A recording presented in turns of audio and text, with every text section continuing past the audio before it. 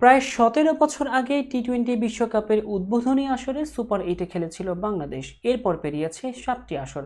তবে গ্রুপ পর্বের বাধা উতরাতে পারেনি। এবার নেপালকে উড়িয়ে সেই আক্ষেপ ঘুচাল বাংলাদেশ। দারুণ জয়ে ডি গ্রুপ থেকে দক্ষিণ আফ্রিকার সঙ্গী হয়ে দ্বিতীয়বারের মতো সুপার ৮-এ নিশ্চিত করলে লাল সবুজেরা। সোমবার কিংস্টাউনের আর্নসভিলে আন্তর্জাতিক স্টেডিয়ামে টস হেরে ব্যাটিংয়ে নেমে ১৯.৪ ওভারে সব কয়টি উইকেট হারিয়ে ১০৬ রানের সংগ্রহে দাঁড় করায় বাংলাদেশ। জবাবে ৪ বল বাকি থাকতেই সবকটি উইকেট হারিয়ে ৮৫ রানের থামে নেপাল। মামুলি পুঁজি তাড়া করতে নেমে শুরুটা ভালো হয়নি নেপালের। দলীয় ৯ রানের মাথায় জোড়া উইকেট খুইয়ে বসে তারা।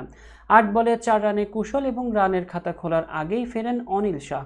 উইকেটে এসে দ্রুতই বিদায় নেন অধিনায়ক রোহিত। সাকিবের বলে ঋষাদের মুঠোবন্দী হয়ে ৬ বলে ১ রানে ফেরেন তিনি।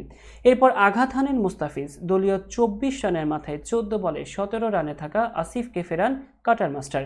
দ্রুতই ৪ উইকেট হারিয়ে চাপে পড়ে নেপাল। সেখান থেকে আর ঘুরে দাঁড়াতে পারেনি আইসিসির সহযোগী এই দেশটি। এরপর কুশল মাল্লা এবং দীপেন্দ্র মিলে খানিকটা প্রতিরোধ গড়েছিলেন। এই জুটির অবিচ্ছিন্ন ৫২ রানে জয়ের স্বপ্ন বুনেছিল নেপাল। তবে দলীয় ৭৬ রানে শান্তর মুঠোবন্দী করে কুশলকে ফেরান মুস্তাফিজ। ফেরার আগে ৪০ বলে ২৭ রানের ইনিংস সাজান এই ব্যাটার। অন্যদিকে চেষ্টা করলেও জয় দিয়ে রাঙাতে পারেননি দীপেন্দ্র। ৩১ বলে ২৫ রানের সাজঘরে ফেরেন এই ব্যাটার। দলীয় ৮৫ রানে দীপেন্দ্র ফেরার পর আর কোনো রানই তুলতে পারেনি নেপাল।